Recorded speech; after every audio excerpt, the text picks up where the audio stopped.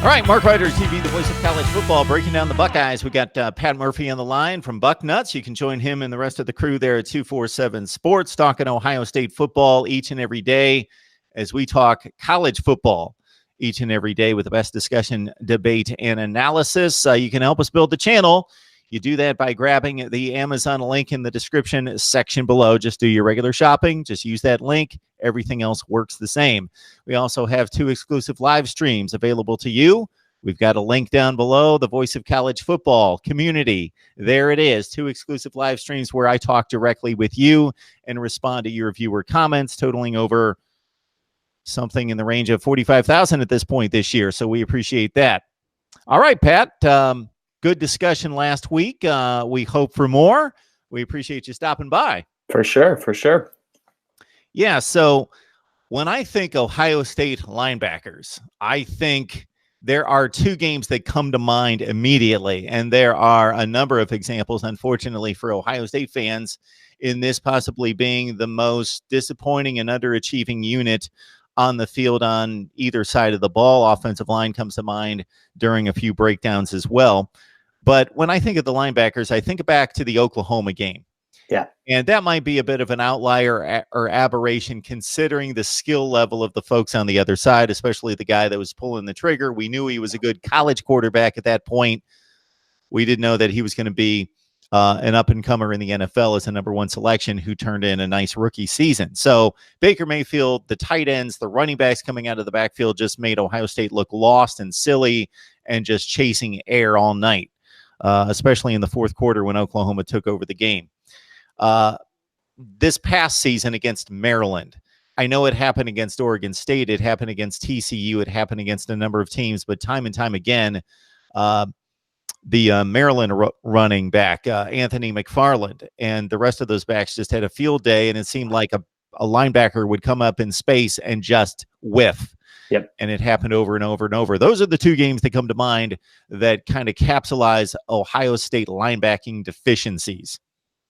Absolutely. And you could even throw in that Iowa game from 2 years ago, their loss at Purdue. I think there were some breakdowns with the linebackers last year. It's been a problem, which is strange to think about, because if you think beyond that, beyond the last 2 years, linebackers always been, an area of strength for Ohio State with the likes of the James Laurinaitis and Bobby Carpenter, AJ Hawk, those guys. So yeah, it's certainly something that needs to be cleaned up this year. Ryan Day obviously took over as head coach and changed a lot of the defensive staff, including letting go Bill Davis, the linebackers coach, the last 2 seasons. He brought in Al Washington from Michigan to replace him. And so clearly a focus there to help improve the defense. In terms of personnel, it'll be interesting to see how they deploy the linebackers. This spring they worked in a bit of a different formation. They call it the bullet position, which is kind of like a walkout hybrid safety linebacker, whatever name you want to call it. But Brennan White, who played safety last year, was the main guy there working at that position. We didn't see a ton of it during spring practice because they were still doing a lot of their base defense and getting that all installed. But how they line up will be interesting. I think Malik Harrison, who kind of really came into his own in the second half of last season, is the only for sure starter. He's a guy that people are talking about as a potential high draft pick if he has another good season. Really kind of came out of nowhere last year. Middle linebacker, it's going to be an interesting battle. Tuff Borland was the middle linebacker, but he had an Achilles injury 2 years ago, played last year, but just was never quite the same player he was when he kind of burst onto the scene later in 2017. Baron Browning was a 5-star kid, super athletic, just it hasn't clicked at linebacker at the college level at least. And Taraja Mitchell is a guy who really came on in the spring, really talented. Both Tuff Borland and Baron Browning missed some time, so he took a lot of reps in the spring and looked very good doing it. So I think that's going to be an interesting battle. And then the other outside linebacker position, when they don't play with the bullet, Pete Warner, Dallas Gant. Pete Warner played last year, again, a little underwhelming as the whole unit was. So, they certainly have talent. There's lots of talent in this room. It's going to be about finding the best 2, 3, however they line up guys and getting them on the field. And then the scheme, they've talked a lot about simplifying things under the new defensive staff. And I think that's going to be a big factor for the linebackers kind of going forward here. Yeah, to watch Malik Harrison during the second half of last season, I'm looking at the numbers here, but then thinking back to the plays that I saw him make, and they belie the numbers here. He still finished second on the team in tackles with 81, 8.5 tackles for loss, and 2.5 sacks. It just seemed like he was all over the place and just a difference maker. At some point, I can't pinpoint the game, but certainly the back half of the season, he was all over the place. Pat, I'm going to go on a little bit of a soapbox regarding Ohio State fans in particular, regarding Tough Borland and Pete Werner.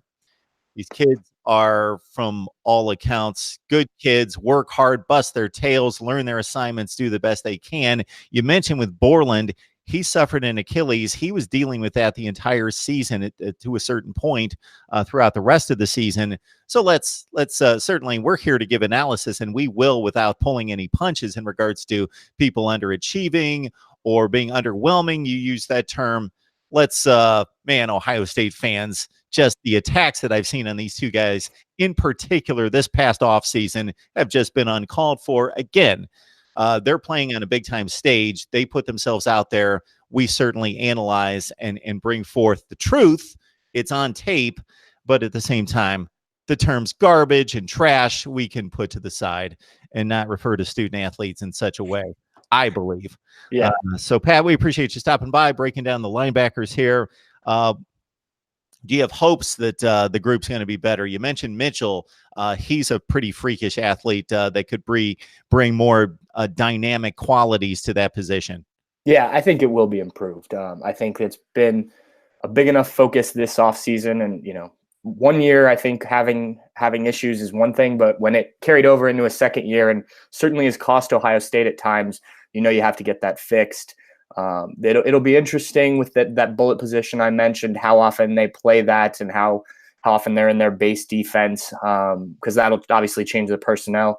But yeah, I really like Al Washington. I think he's going to be a very good coach, and I think they've set themselves up well. Now it's just about finding the three best guys to have on the field in the right situations and then going from there. But yes, in terms of scheme and whatnot, I think they'll simplify it and get these guys playing at the level that you would expect them to.